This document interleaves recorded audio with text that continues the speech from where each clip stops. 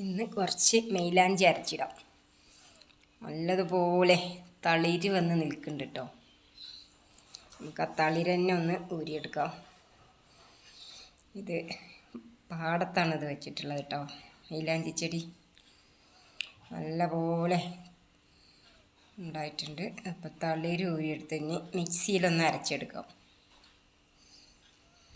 ഒത്തിരി വെള്ളം ഒഴിക്കാൻ പാടുള്ളൂ കേട്ടോ. വെള്ളം കൂടിപ്പോയി, അത് കുഴപ്പമില്ല, കയ്യിലിട്ട് നോക്കാം. നല്ല ചോക്കുന്നുണ്ട്, ഒരു വട്ടം ഇട്ടിട്ടുള്ളൂ കണ്ടോ.